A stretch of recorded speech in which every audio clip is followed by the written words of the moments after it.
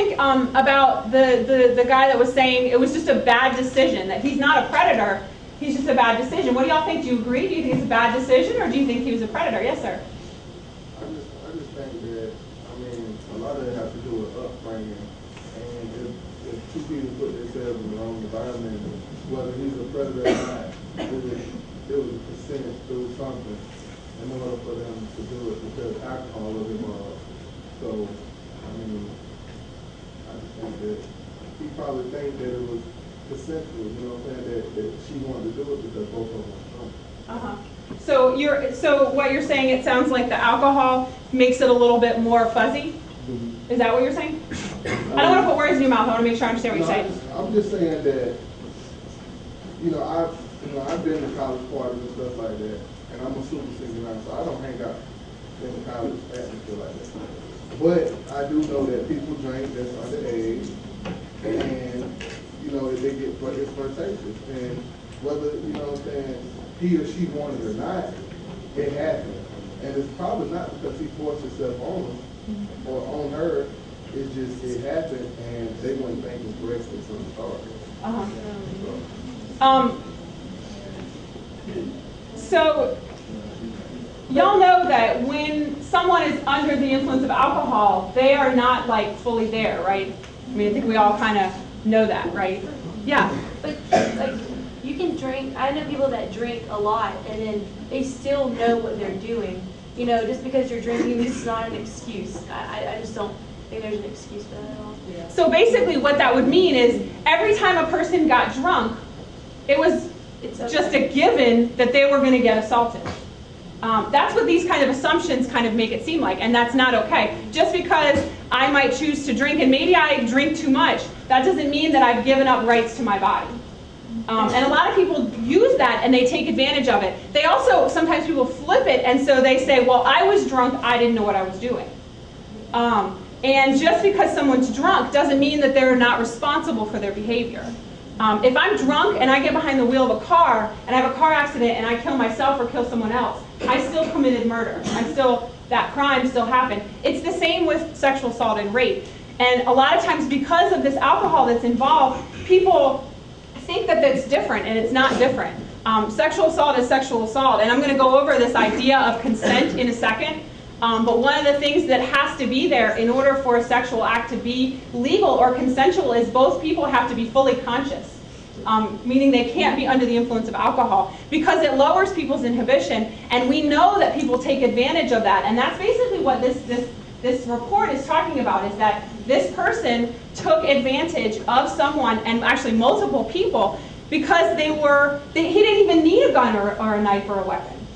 He just knows that that puts someone more at risk. He knows that that's harder to fight off, so he took advantage of that. Certainly it was a bad decision, I do agree with that, but I think at some point it becomes more than a decision, it becomes a calculated manipulation, actually. Any other thoughts on that? Comments? Yeah. Well, what about women who say they were raped just because they didn't want to admit to having sex with that guy? Yeah. I mean, that's a common question. For those in the back who might not have heard, he was asking, what about people who lie about rape because they didn't want to have sex, or maybe they got caught and then they don't want to make it look like they're slutty, or something like that.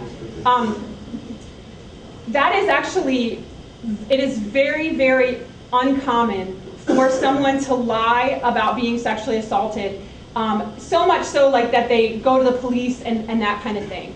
Going through the process of reporting a sexual assault, like going to law enforcement, going to the hospital, is a very difficult process. And in fact, I brought the evidence collection kit that they do at the hospital. If someone goes in the hospital and says they were raped, they go through this process. And I'm not going to go through all of it, but if anybody's interested, you're welcome to come up and look at it, because what it does is it explains how invasive it is. First of all, there's tons of paperwork because they have to tell their story a zillion times.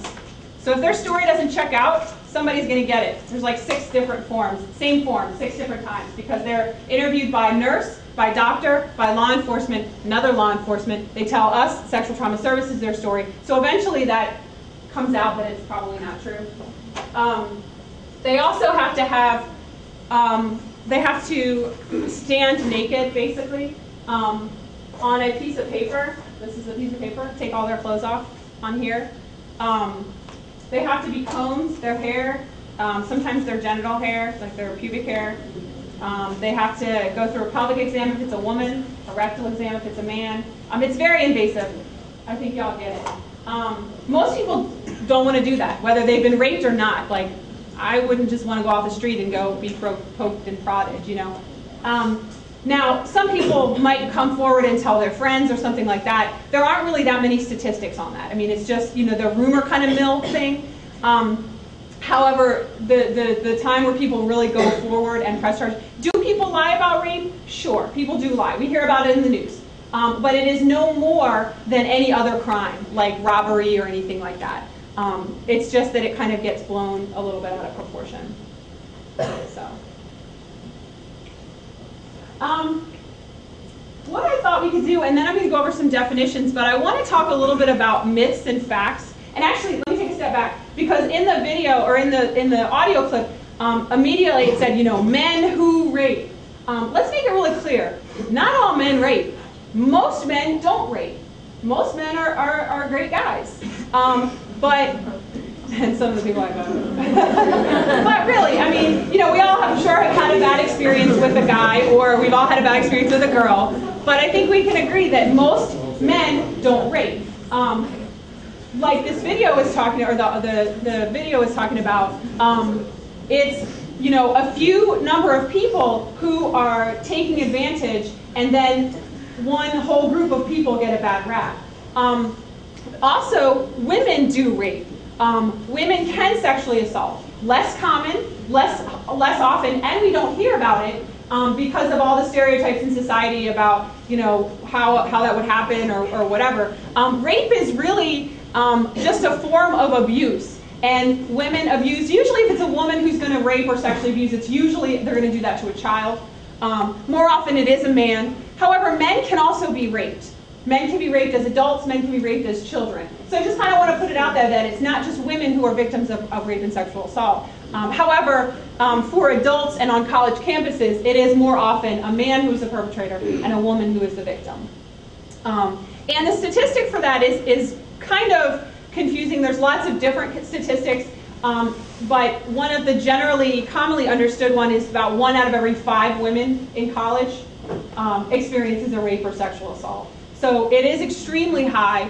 It's high for women in general. 1 out of every 6 adult women experiences a sexual abuse or sexual assault. 1 out of every 4 girls under the age of 18. 1 out of every 6 boys under the age of 18. So it happens a lot. Yes, ma'am? What's like, you know, a statistic about like how many, like out of all the rapes that are reported in the United States, how many are men, like, who are actually raped? Who the victim is?